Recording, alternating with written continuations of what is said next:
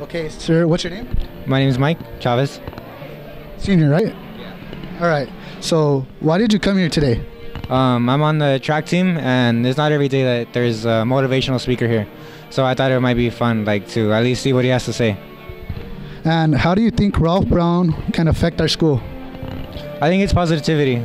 We're started off a new year, and we're started off way better than we have last year. So as long as we can keep going and moving forward, the inspiration will only get us better. Thank you. Are you excited about being here today? I'm really excited to be here today to hear wise words from people that know a lot about life and are willing to inspire others and doing great things and actually believing in themselves and just doing great things for others. All right, thank you. I'm here with English teacher, Mr. Sepulveda. Mr. Sepulveda, how did you get Ralph Brown here at our school? Well, it is quite an extensive story. My relationship or association with Ralph Brown has evolved over the last few years. So at first, I sought him out as a mentor as far as my professional development with my football coaching career. And then our relationship just grew from there into something much more grand, as far as teaching me about life perspective in general. And, we have so much in common that I just feel that it was meant to be, that we were at some point in our lives, we were going to connect. And now our vision and our desires are all aligned right now. We just want to reach out to people and impact people. We want to inspire them. And this is a huge start for us. One more thing. How do you think Ralph Brown can affect our school? Oh, well, people after this event, people are definitely going to be inspired, because the words of wisdom that he's going to present for us is definitely going to allow our students to see things from a different lens and to just fill their souls with wanting to be great. See, that's what Ralph is all about. Ralph is about inspiring to be great or aspiring to be great. And I just felt that since our school motto is to inspire greatness, what better way than to bring the presence of greatness to Mount View, and then us just connect, us just to be in one room together to show the world that Mount View is a great place. Thank you, mister. I'm with senior Andy Cruz. Hey, Andy, are you excited about being here today? Yeah, I'm pretty excited.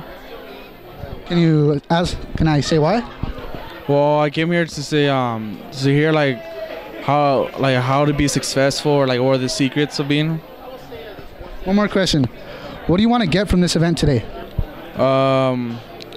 Help me get more motivated and maybe go to college and get more motivated to do stuff. There you go, MVHS. Inspire greatness.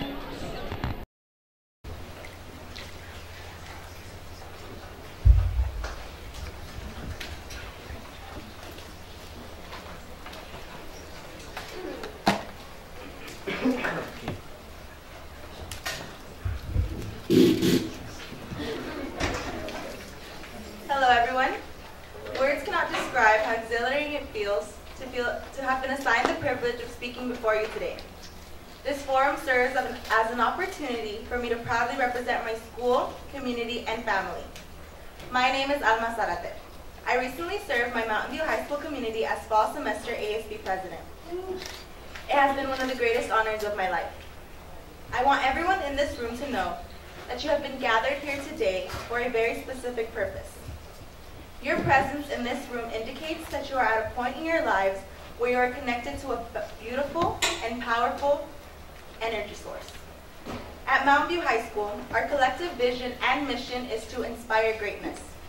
If we are successful in conveying our message, you will depart from our campus with a renewed commitment to aspire to greatness. Thank you.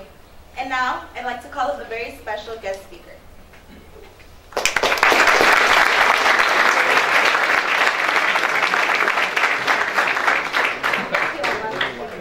Hi everyone, my name is Ariel Sepulveda. Many of you in this room may know me as Mr. Sepulveda's daughter.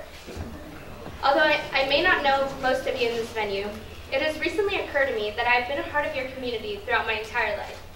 It seems to me that whenever something is going on in your world, and of course I'm speaking mostly to those of you who are or have been associated with the El Monte Union High School District, I find myself right in the middle of it. For example, a few weeks ago, I was having what started out as a typical dinner with my dad. Suddenly, I noticed my dad took out a notepad and stared at it with a sustained and focused look on his face. I asked him, "What you doing, Dad?" And he responded, "I'm trying to inspire greatness, baby." And I said, "What are you talking about?"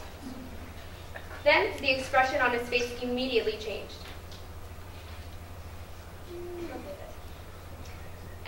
And I thought to myself, uh-oh. You see, I've seen that look on his face many times. I should have known better. But when my dad gives me that look, I know that I'm doomed. He says to me, "I have a great idea. Maybe you can help me inspire greatness." It initially sounded obscure, but when my dad explained to me what this event was all about, I said, "I'm in. I'm ready to inspire greatness." And now, here I am, speaking to all of you with much appreciation. I may not be attending school in Mountain View, but the truth is, in one way or another, I was partially raised in your community. The story begins with my mom and dad. Both my mother and father graduated from El Monte High School.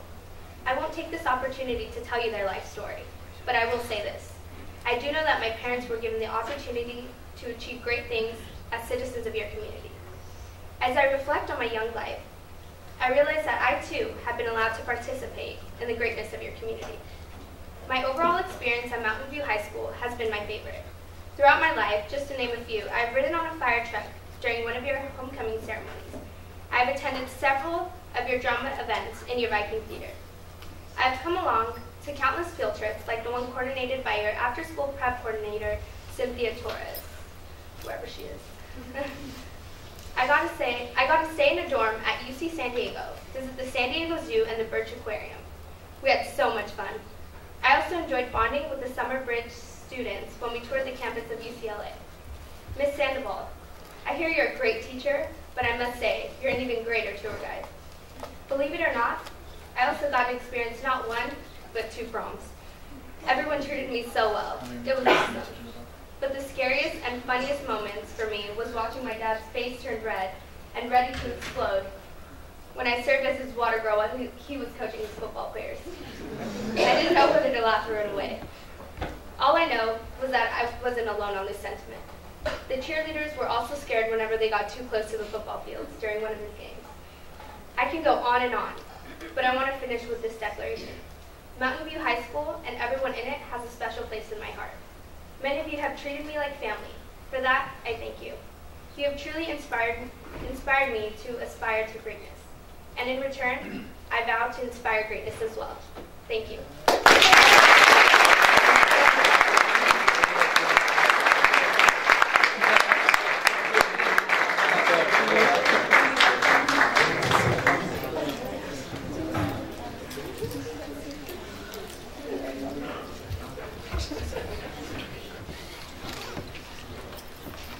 I know many of you on campus, whenever you pass by me, look at me as if I'm a weirdo. And I know you're wondering, how the heck can this guy sustain that smile and that happiness, energy field that he's in? Well, now you know. Now you know why I'm always happy.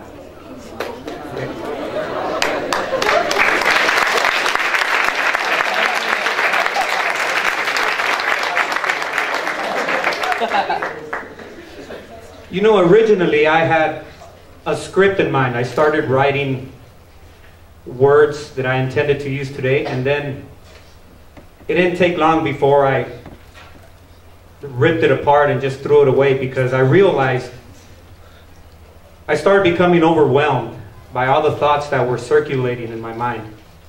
I started getting the chills, and it has to do with everyone in this room.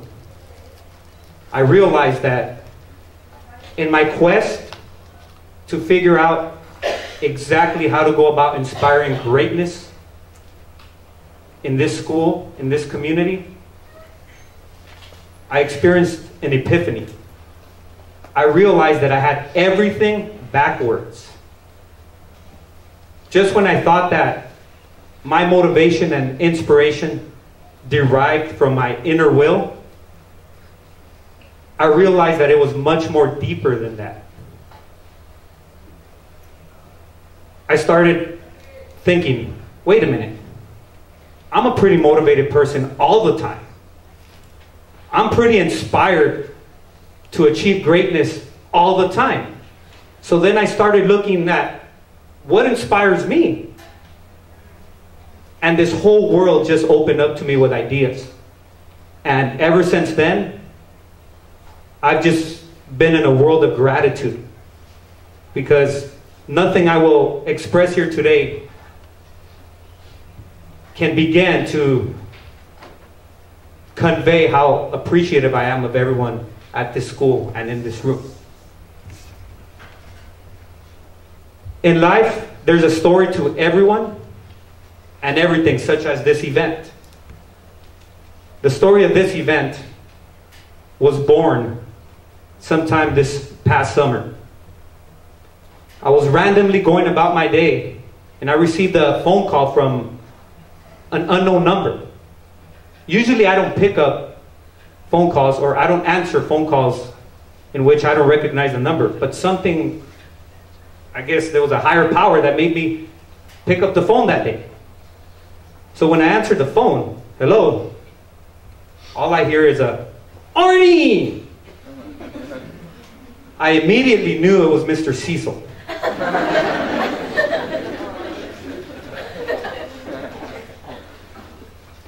Mr. Cecil calls me Arnie because one day while I was in high school, during the announcements on the PA, somebody pronounced my name as Arnie Sepulveda.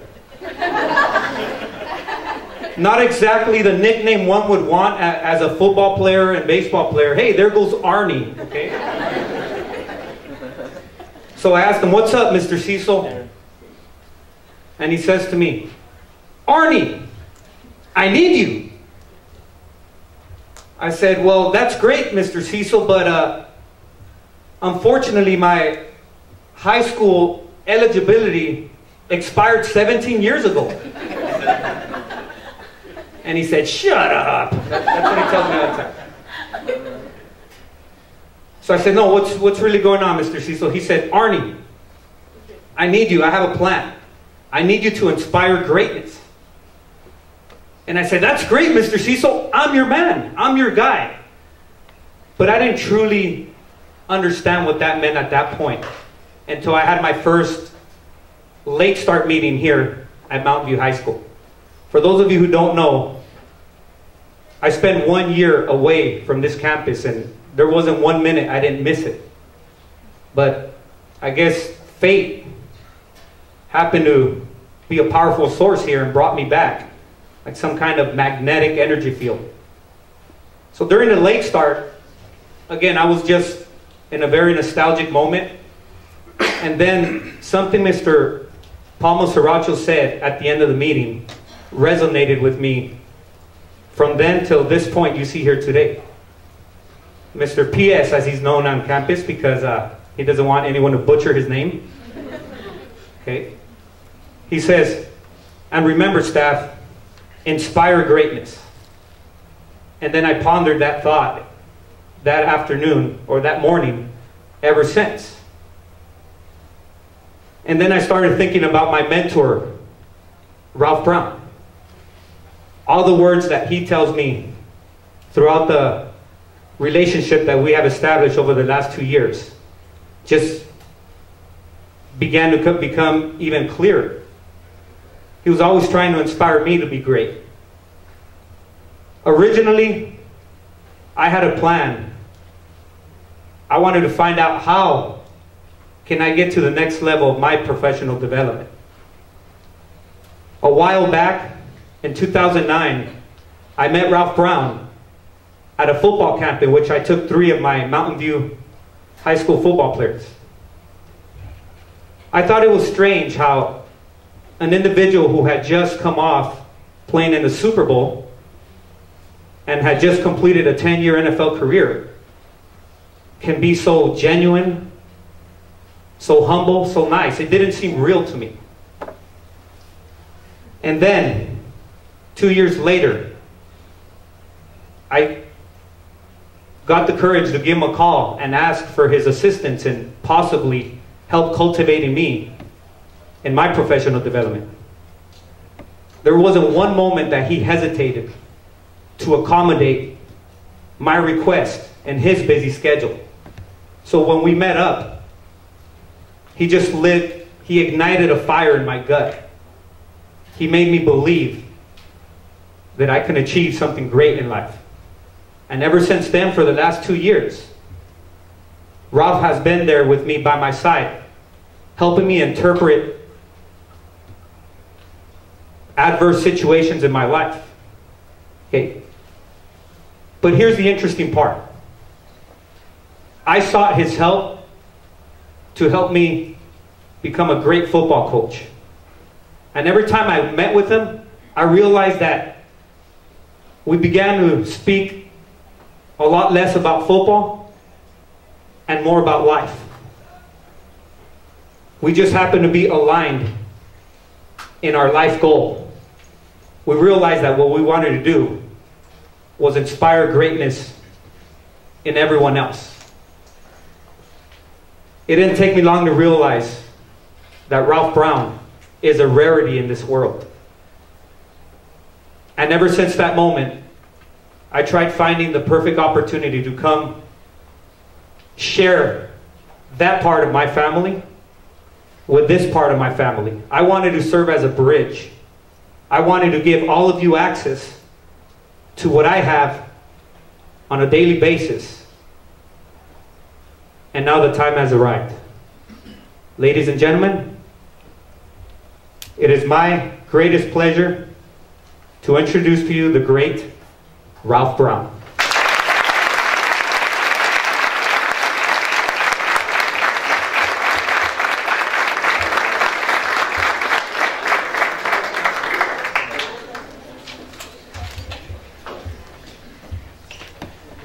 First of all, I'd like to say thank you to everybody. Thank you for allowing me to come up here and speak to your school.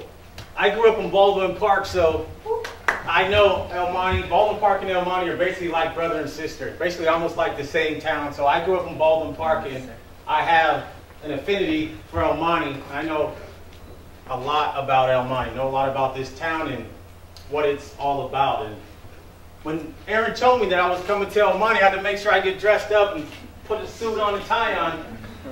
I had to speak in front of you guys today. So I just want to say thank you for allowing me to come out, allowing me to speak, and I want to say thank you to the Vista team, thank you to the maintenance staff, Mountain View High School, all the teachers, Aaron Sepulveda for making this come to fruition, Ariel, everybody that's involved here. So I really appreciate that. So the one thing that Aaron didn't really share was some of the little details about when he came to my camp, how excited he was and how disciplined all of the guys were that were behind him that he coached. And I thought that was awesome. So he really struck a chord with me. Like, wow, Aaron doing a tremendous job. This is somebody who is doing his due diligence, somebody who people look up to. So the three defensive backs said yes, sir, to me, listened very well. So when Aaron called me up, this is when I lived in Orange County, he called me up, and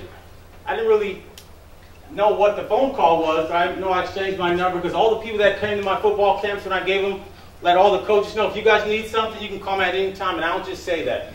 When I tell people you can call me at any time, I really mean that. So Aaron called me maybe a year or two later. He called me. I said, well, you know, what's this guy calling me for? Picked up the phone.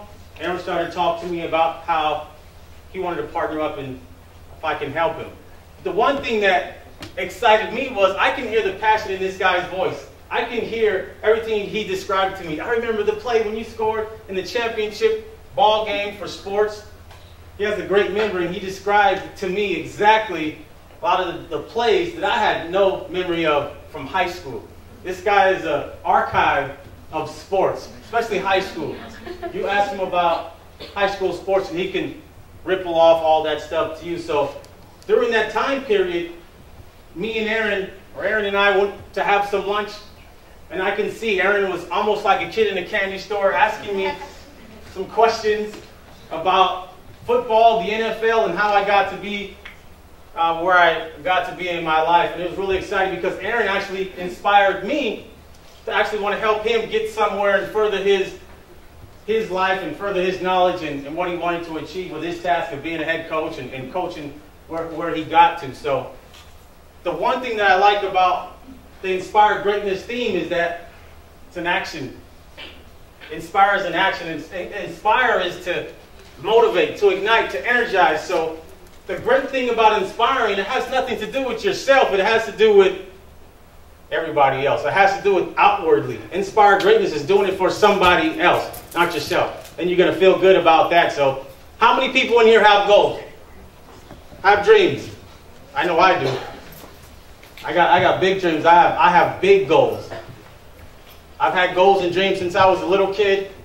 Wanted to play football, wanted to play professional football, and wanted to give back to the community and people that helped me out, because I was fortunate because I had mentors my whole life. Mentors when I was young, mentors when I got older. So I make sure that I carry mentors still to this day in almost every aspect of my life. So what I want everybody in here to do is we're going to do a little exercise, because I'm going to prove something to you guys in a second. So I want everybody in here to do is, in a little bit, I'm going to ask everybody to close your eyes. Staff, everybody, close your eyes and just envision yourself achieving your goals.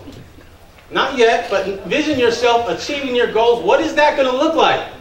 How is that going to feel of achieving your goals? So when I tell everybody in here to close your eyes, I want you to close your eyes and envision yourself achieving that goal. A relationship, car, money, whatever that may be, I want you to close your eyes and envision yourself and have it there. When I say to let go and open your eyes, open them back up. It's only going to be for 5 seconds. Put yourself in that situation and feel that, and I'll tell you to open your eyes up. So, okay, everybody, close your eyes and envision yourself with your dream.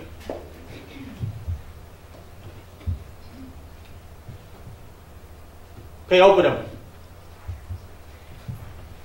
How do you guys feel? Does it feel good to kind of achieve that dream? I felt pretty good.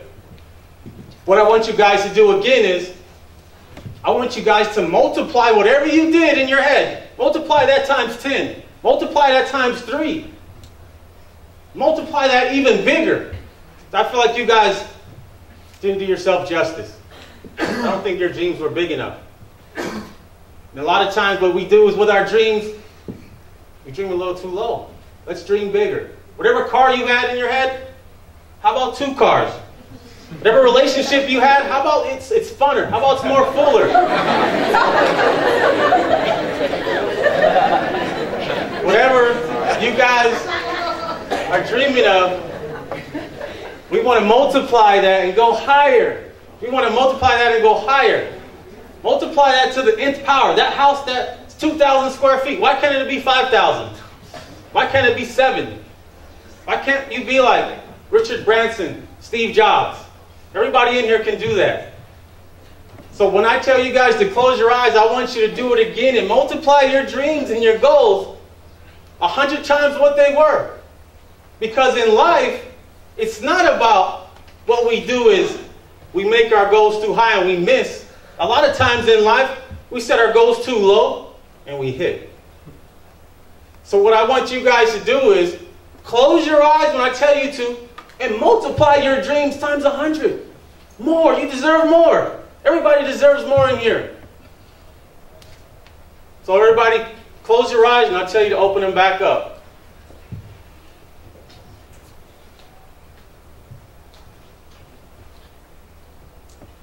Open your eyes back up. Wasn't that a little bit better? No, that was a little bit better. A little more. You guys can have more. Everybody can have more. You don't have to settle for less. Doesn't matter where you came from. Doesn't matter how you were raised. It doesn't matter your experiences in life. You can have more. And I want you guys to know that. Doesn't matter where you came from.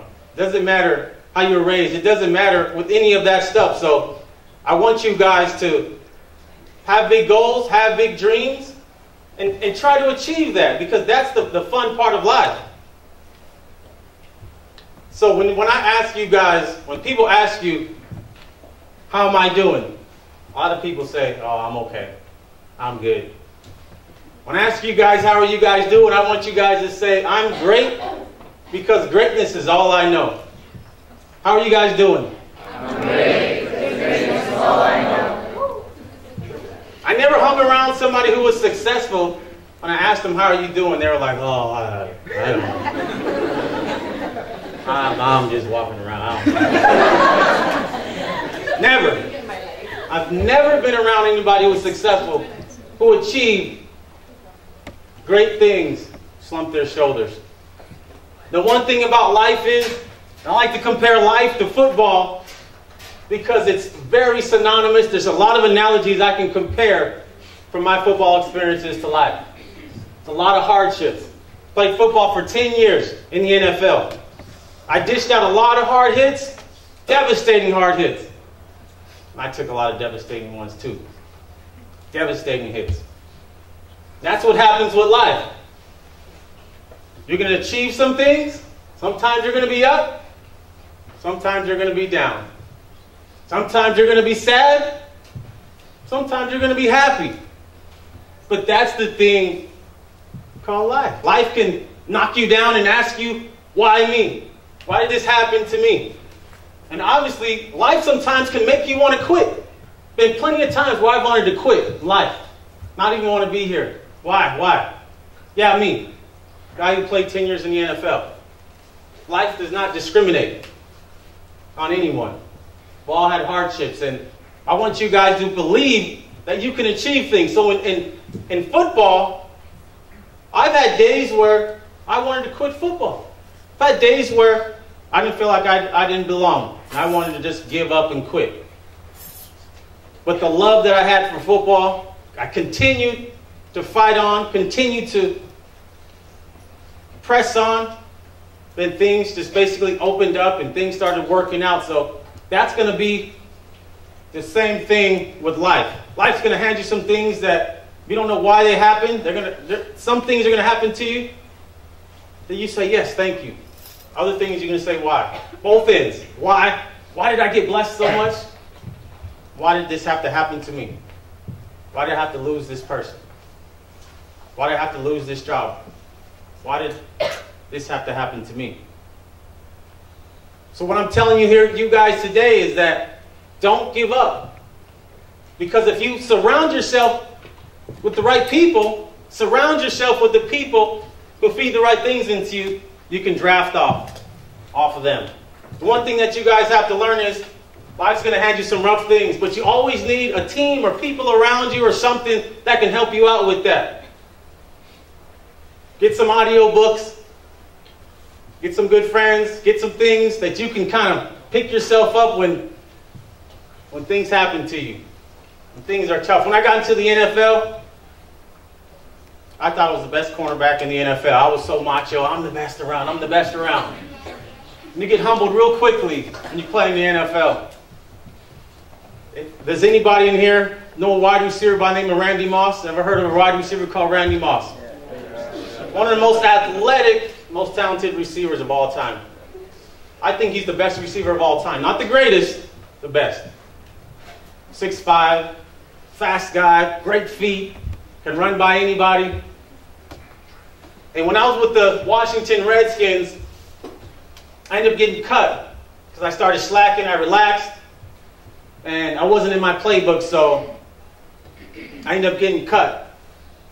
I didn't know what to do. I bought a house in Washington, D.C. I planned this nice house, being there. I didn't buy any furniture, so it was empty. So after I got cut from the Redskins, 2 days later it hit me. I'm not in the league anymore. What do I do? So I stayed up one night. I cried. I cried. And a lot of times at your worst moments, that's when you call on God. God, please help me. God. And I cried in my house and I said, God, please, if you let me back in the NFL, I promise you I'll study more. I promise you that I'll give my all when I'm playing this game. So 2 weeks later, I end up getting picked up by the Minnesota Vikings. I go to the Vikings squad, and this is when they had an ultra offense. They had Randy Moss and a lot of other talented wide receivers. They had Dante Culpepper, a great quarterback, and I played cornerback. And they were playing a thing called one-on-ones. It's what football players in practice do. If any of you don't know, my job was in the NFL. I played cornerback. My job was to stop the wide receiver from catching the football. That was my job. Prevent it by any measure to make sure the wide receiver doesn't catch the football. There was one day in practice when I got there, maybe the second day, the wide receivers were killing my position. I wasn't in there yet. They didn't want to put me in yet. They were like, just watch because you just got here. We want you to watch. Randy Moss, every time they would catch a pass or score a touchdown on defensive backs group, they would say, we're picking peanuts off your head. We're picking peanuts off your head. And it was kind of embarrassing because we were getting crushed, but that's how competitive it was in the NFL. So the wide receiver coach says, isn't there anybody that can cover? Well, I said, me. I'll cover Randy Moss. The wide receiver coach says, okay. Randy Moss says, who? That little guy right there? I got a little nervous. This is Randy Moss. Now, this is when he was in his prime. I knew I wasn't as fast as Randy Moss, and so I get up there, I get up to the line, and we play a coverage called press coverage. That's when you get up in the person's face and try to prevent them soon from getting down the football field. Randy Moss gets on the line, I get down low, I'm only 5'10", he's 6'4", 6'5". I'm looking up at this giant. I'm like, I'm about to crush Randy Moss. He doesn't know who he's messing with. I'm Ralph Brown. I'm the best cornerback in the NFL. Dante Culpepper snaps the ball, says hi. Randy Moss runs up the field. He runs a corner route. So I'm in the NFL. I've been in the NFL for 5 years now, so I've studied so many routes.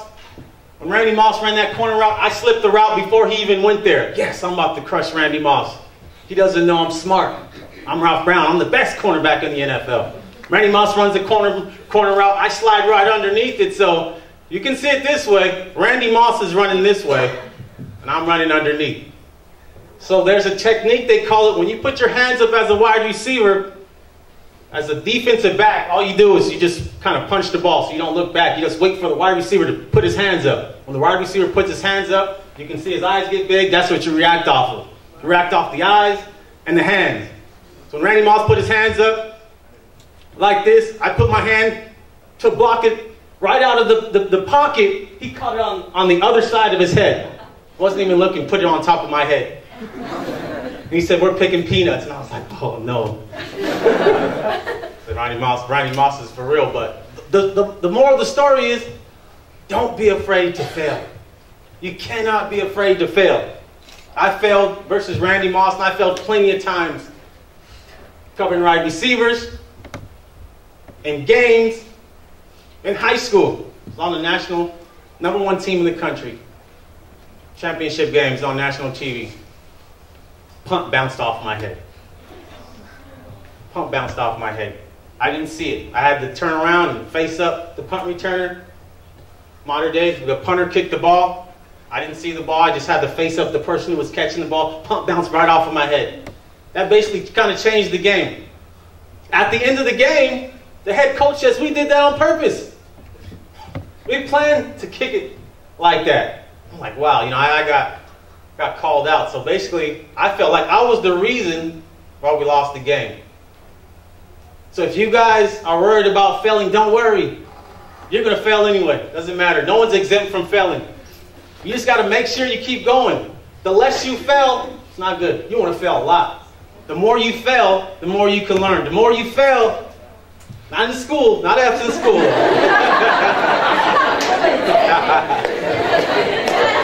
Yeah, like, darn it. The more you fail with your experiences, the better. So you can learn. The brain tracks things. Now you're making adjustments. Now you can make an adjustment next time you do something. I started plenty of businesses, failed at them. Okay, I'm going to start another one. I've tried different things, failed at them. All right, I'll start another one. So what you guys don't want to do is give up. You can't quit. You can't quit. When I was growing up, my mom's side of the family has a ton of passion. My dad's side of the family, they're really quiet. Really smart, really quiet, don't really speak up. My mom's side of the family, loud, they're shouting. They're shouting all over the place. Girl, watch your mouth. Shut up. My mom's family. So I picked up all that passion and loudness. So a lot of times, if you hang around me, you're going to feel my passion. Because when I talk about things, I start to get excited. I picked that up from my mom's side of the family. But what they say is, if you have a dream or if you have a goal, if you don't have passion, it's like dressing up a corpse. Probably won't go anywhere. You need passion. Not saying you need to be like me and my family and shout and be loud. Sometimes people come around me and my family and my parents, they think we're fighting. No, we're just talking. We're just watching TV. I've had a few people say that. They think we're fighting when we're in the house. But I want you guys to know that you guys need passion and drive to get where you want. I know when I talk to my dad, he's quiet. I know how to get him out of his seat. My dad's really religious. He's very religious. I want to get him out of his seat and get him passionate. I'll start talking about the church. Not in a bad way, but I know where his passion sits. I want to get passion out of my dad. Start talking about football. My dad will start arguing with me. Quick. So, everybody in here has passion. Everybody in here has the desire. That's what I heard from Aaron when he sat down with me and wanted to talk.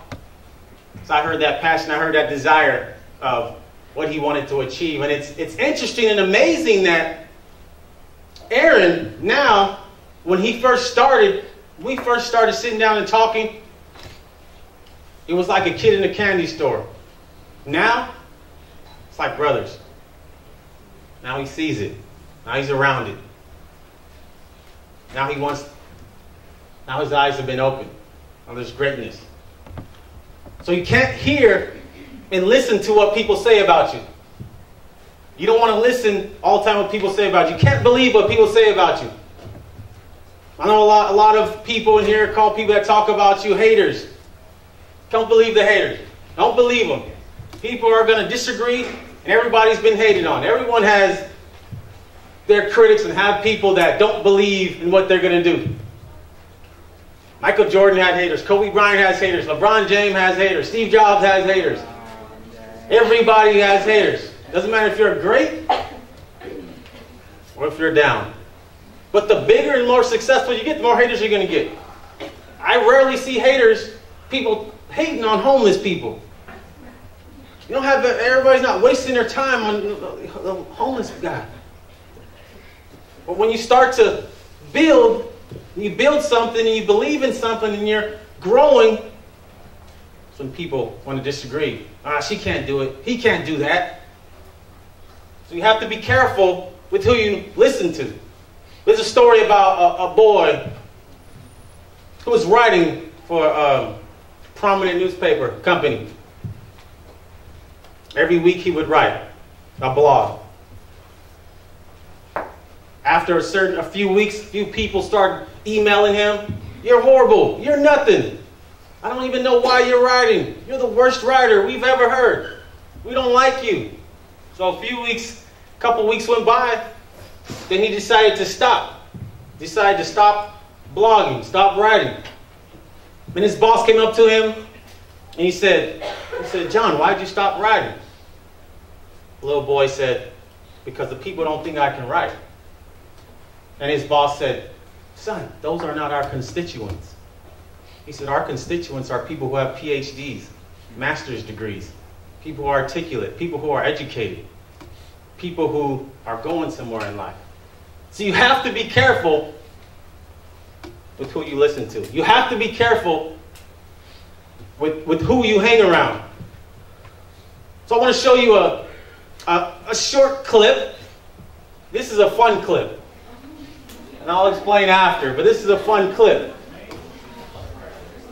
It's about when we start out young and how we are when we're young. Now let's watch this clip here.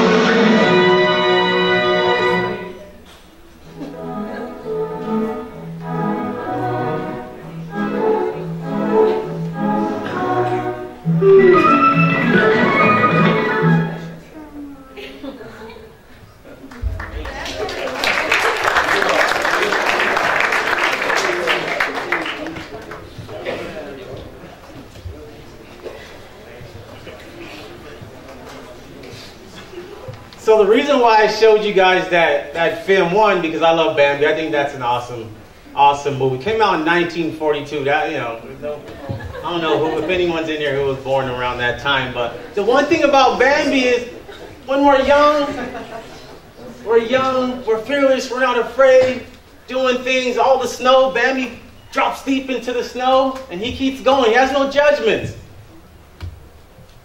Snow drops on his head. He doesn't know what's going on. He still keeps going. Then Thumper, that positive friend. Hey, come on. Let's go hang out. Let's go hang out. He comes out there. Thumper is so excited, and he's so positive. Says you can't stand. It's helping him. We all need a Thumper. We all need a Thumper in our lives. We all need a supporter. We all need somebody that can help us. Somebody who's going to joke with you and be honest with you. Who's that person? If you don't have that person, you got to try to find that person. Somebody who can be honest. There's teachers at this school. Friends. Find those right people that can help be your supporter.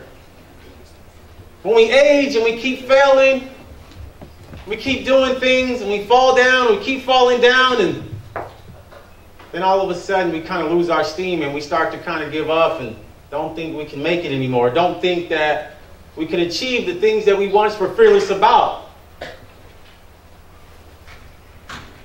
So you have to pay attention who you surround yourself around. One of my good friends, his name is Scott Duffy. Before I came here, Scott Duffy sold a huge business to Richard Branson. How many people know who Richard Branson is? Okay, for those of you who don't know, he started Virgin. Virgin Mobile, Virgin Atlantic, Virgin Airlines. He has over 200 companies. A good friend of mine sold a company to him with hundreds of millions of dollars. This was years ago. And now my buddy named Scott Duffy, he goes around and he teaches and helps a lot of business people help grow, cultivate their jobs, and understand what it takes to achieve in life. And I said, Scott, man, I'm going to go to El Monte. Can you give me something to share with the staff? Can you give me something to share with the students there? He says, yeah, all right. So he took out a $100 bill. He says, do you want this $100 bill? I said, yeah. He crumbled it up in his hand. He said, do you still want this $100 bill? I said, yeah. He dropped it on the floor. He said, you still want that $100 bill? I said, most definitely. He stepped on it. He said, do you still want this $100 bill? I said, of course. He said, why? I said, what do you mean? It's a $100 bill. He said, yeah, but in life, he says, how come when we get beat up, when we get crumbled, and we get stepped on, we think we lose our value? So that's what you have to understand in life, is that life's going to be tough. Sometimes you might get stepped on.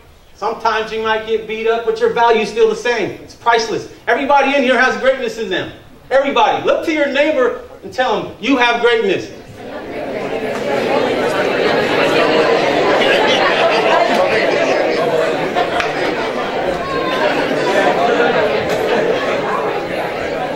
Everybody has greatness. Everybody has greatness.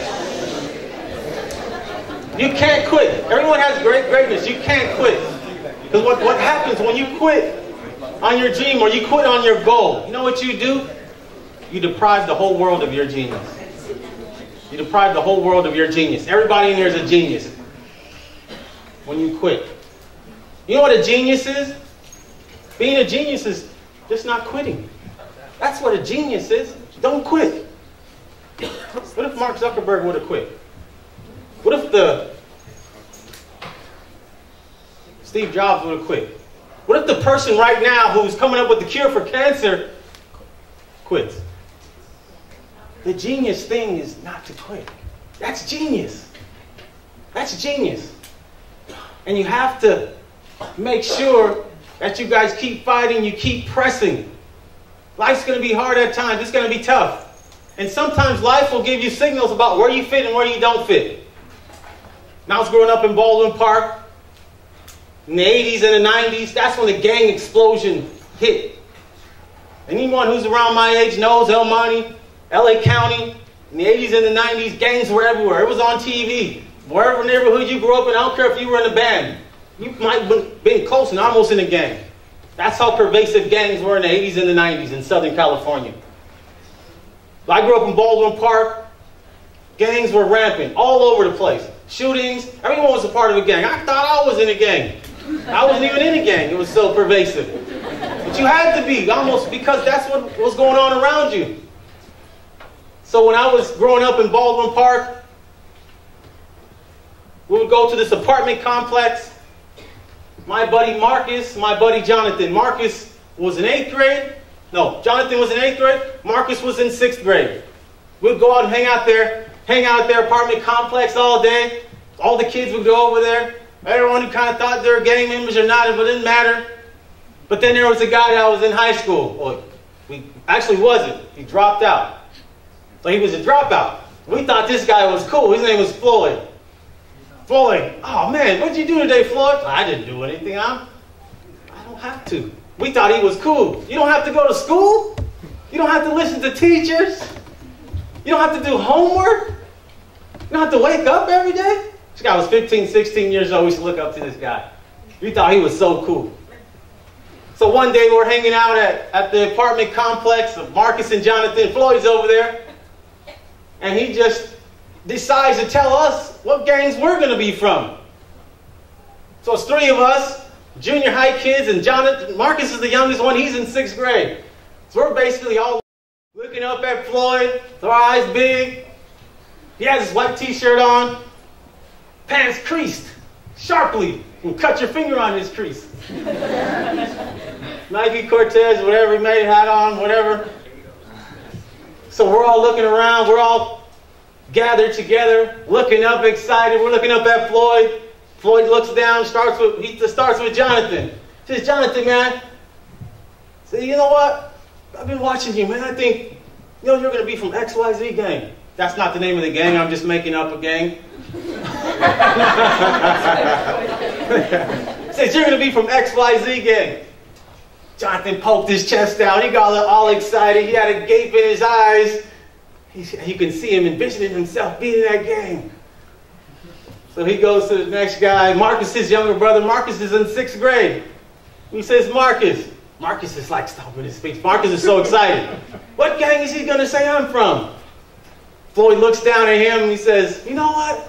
I'm liking what I've been seeing from you. You're going to be from XYZ gang. Whatever that gang is, he shared to Marcus. Marcus got all giddy and excited, envisioned himself being in that gang, had a gape in his eyes, and could see himself. Yes. Floyd got to me, he looked at me, and he says, Ralph, you're going to be a doctor. I said, no. I said, no. I didn't. At that time, I wanted for him to tell me what gang I was going to be in.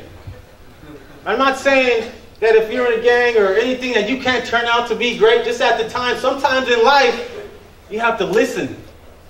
Sometimes in your gut, my whole life growing up, inside of me, I knew I shouldn't be a part of gangs. Something I knew. But it took Floyd that day to kind of drive it home.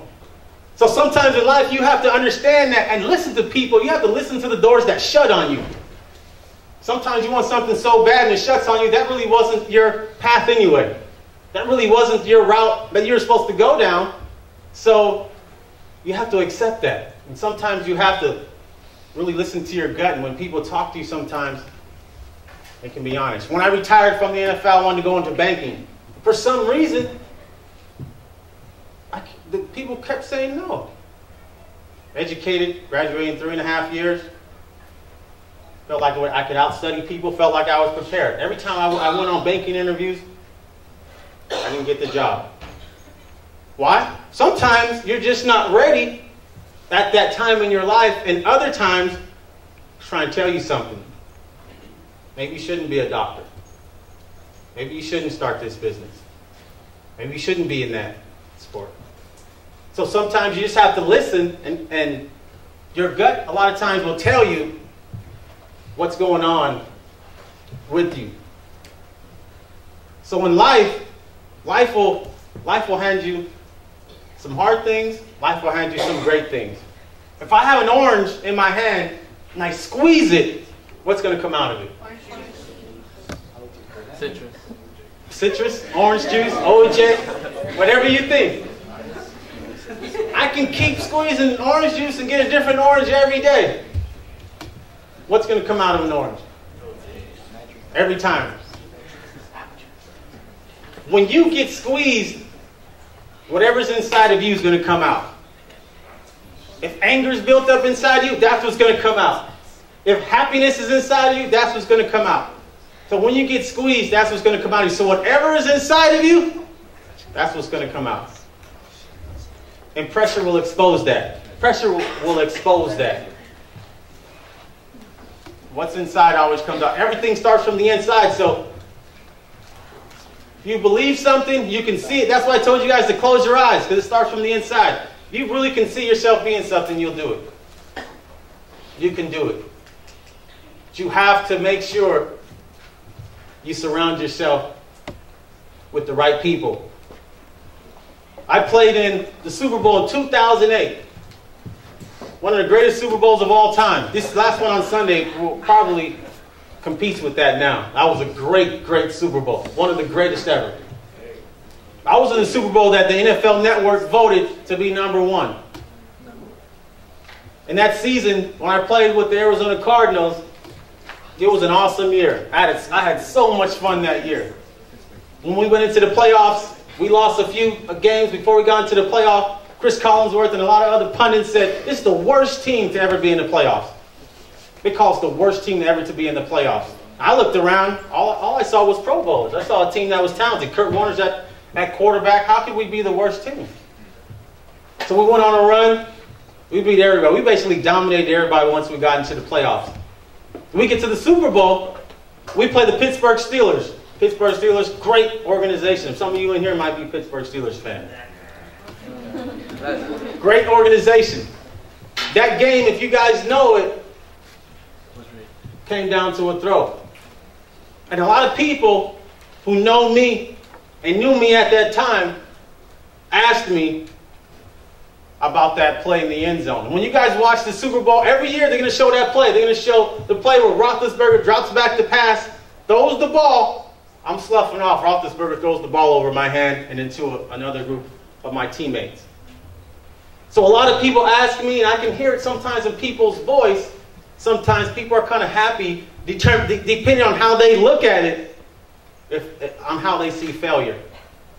So a lot of people during that time, when the Pittsburgh Steelers won the Super Bowl, a few people, I could tell in their voice, they were kind of excited that I was around that play. They were kind of excited to see me defeated. But the funny thing was, I wasn't. Shockingly, I hate losing. Some of you probably in here hate losing. I hate losing. But when I lost that game, I was actually really humbled and understanding, like, hey, look, they play too. They get paid to play professional football as well. So that game, after that game, I could have went on. I could have been sad. I could have went on and went in hiding, like sometimes what people do. I go on to tell that story. Like, it doesn't matter what happens. You have to I look at the positive side of that. I had the opportunity to be great. I was inches away from being Malcolm Butler. And if you guys know who Malcolm Butler is, he's the guy that intercepted that football for the Patriots. I was inches away from that. That could have been me. It wasn't. Okay, move on. Next dream, next goal. It's not that hard.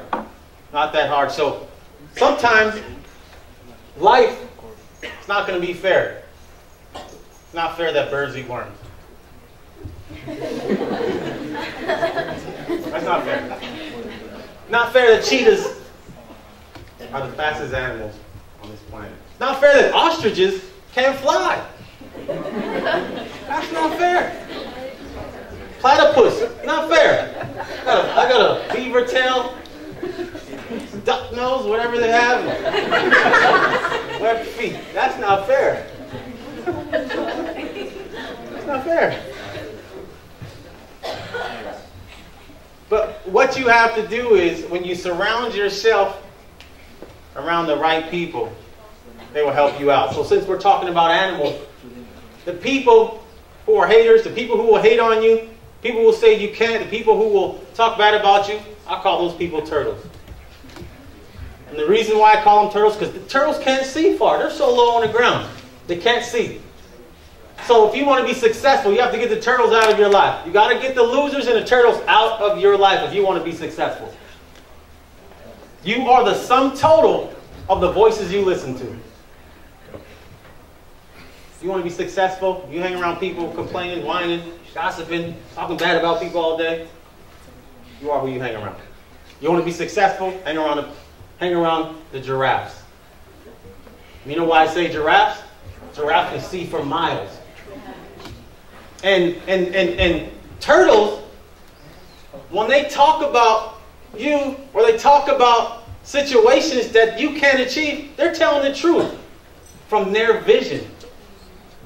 They're telling the truth from their vision. Turtles can't see far. Oh, that business won't work. Yeah, you only can see 10 feet in front of you. You've got to hang around with giraffes. Giraffes can see for miles.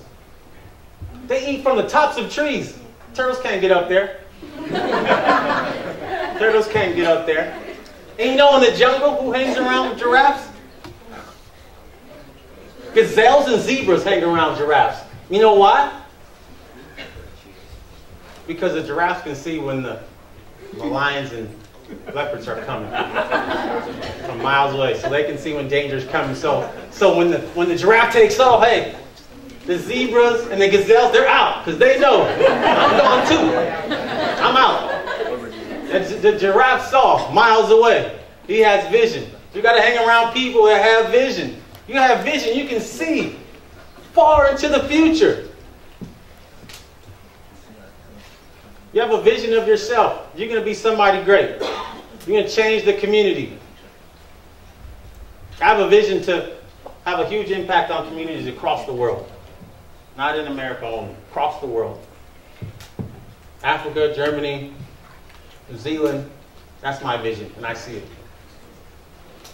I can see all of that. I can see making an impact in Monte.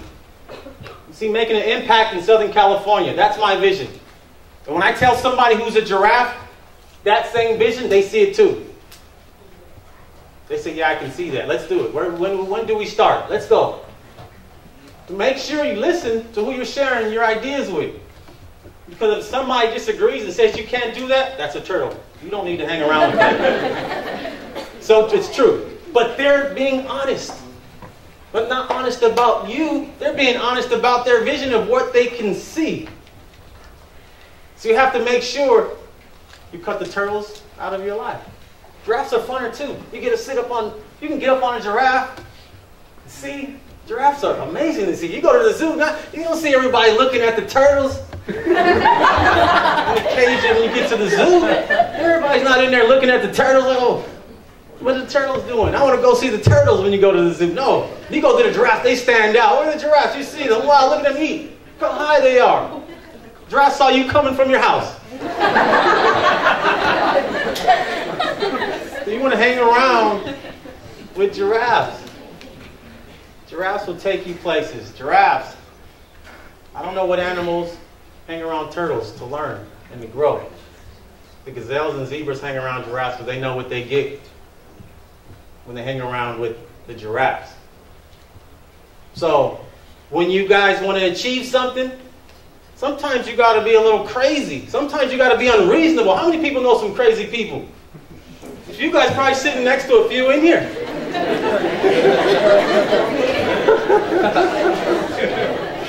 I know some crazy people. I was a little crazy because I played football. You got to be a little crazy. But you got to be a little crazy if you want to be great and achieve your goals and achieve your dreams. Crazy people, you kind of look at them weird. And he's crazy, she's crazy. There's a little bit of genius in crazy too. A little bit of genius in crazy, depending on how you deliver it and how you use it. There's a scene in The Fight Club. The movie called The Fight Club. How many have seen that?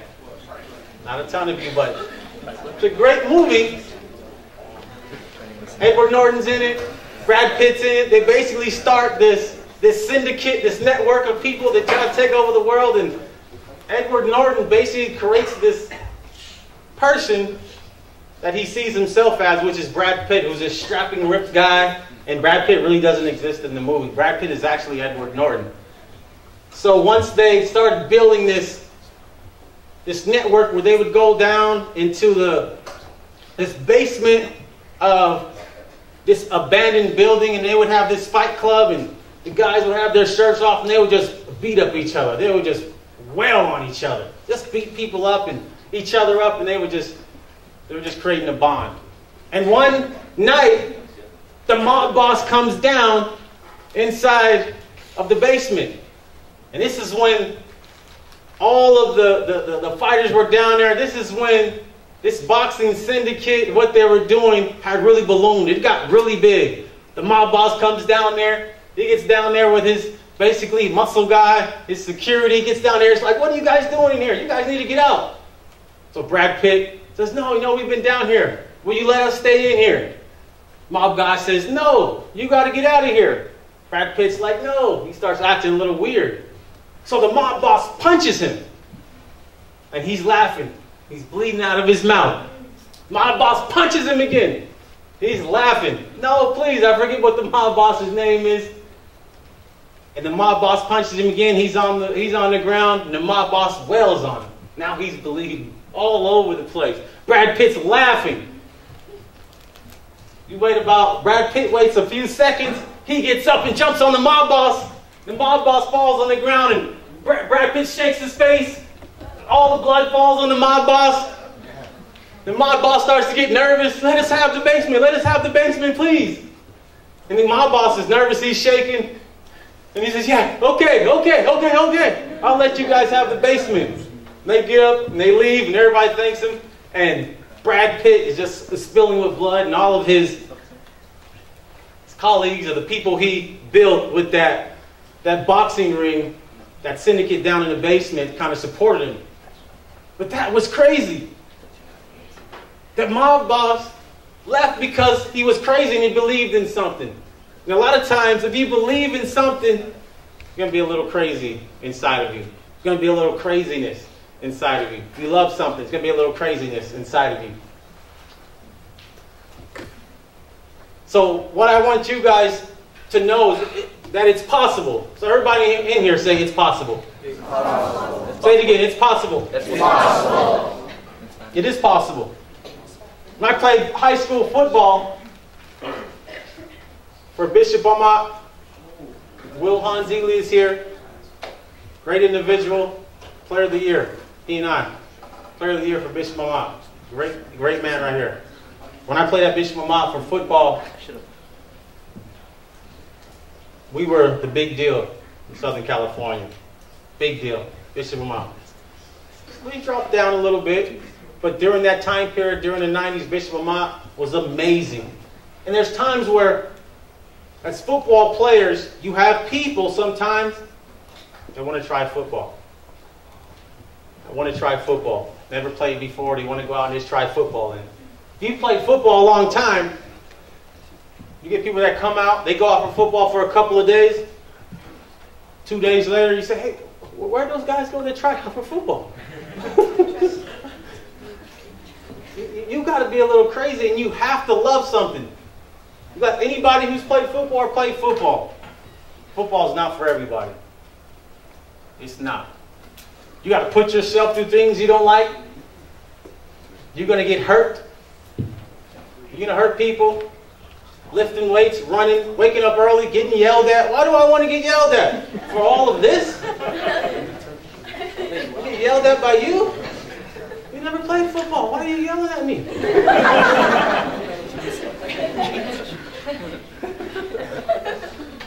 But if you love something enough, you'll go through the pain. You'll go through it. Like Steve Jobs said, love the quote by Steve Jobs. He says, if you love something, you'll go through it because only the sane quit. The people who aren't sane don't. So that's why I'm talking about being a little bit crazy. That's why I talk about being committed and giving your all. So when you love something, you'll go through it, and people will say, why is he or she going through that for that? No matter what it is. If it's another human being, if it's a job, if it's a cause, civil rights, whatever it is. If you love something and believe in it, only the crazy and people that really believe in something will keep going. The sane will quit. Because quitting is easy. You have to love something to keep going. So I want everybody in here, when you guys move forward in life, when somebody asks you, How are you doing? I want you to say, I'm great because it's all I know. How are you doing? I'm great because it's all I know. Wait, I left out a word. I'm great because greatness is all I know. How are you doing? Oh, hold on. How are you doing? I'm great because greatness is all I know. You shouldn't have to say anything else. How are you doing? I'm great. Don't say good. Good's okay. Be great. People don't put good on their shoulders and hoist them off the field when you do something. People don't give good all those things. So you guys are the future. The teachers, this community, this school has been through a lot. We've lost people. Lost the cafeteria.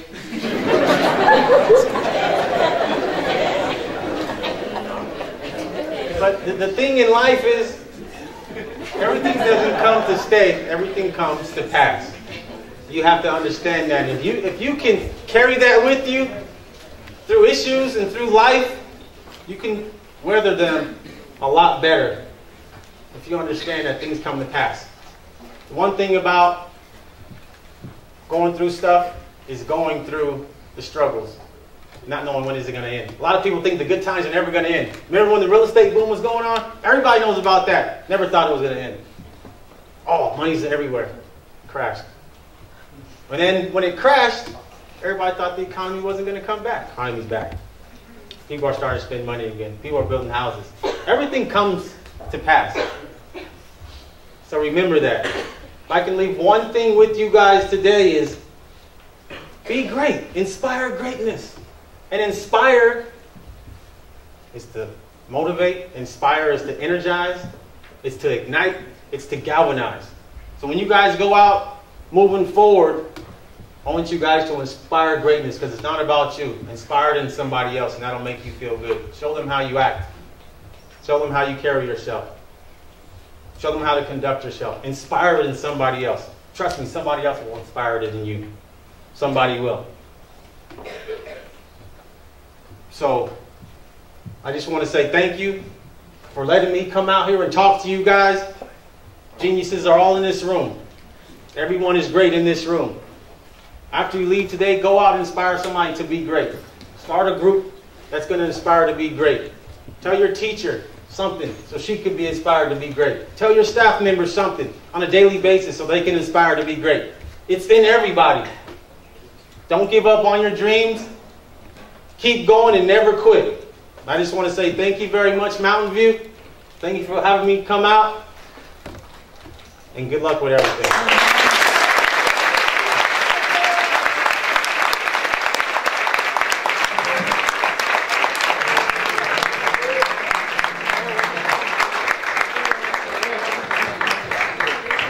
Thank you, Mr. Ralph Brown, for doing such an amazing job at today's event. And remember, Vikings, inspire greatness. Hope you all have a wonderful, wonderful day.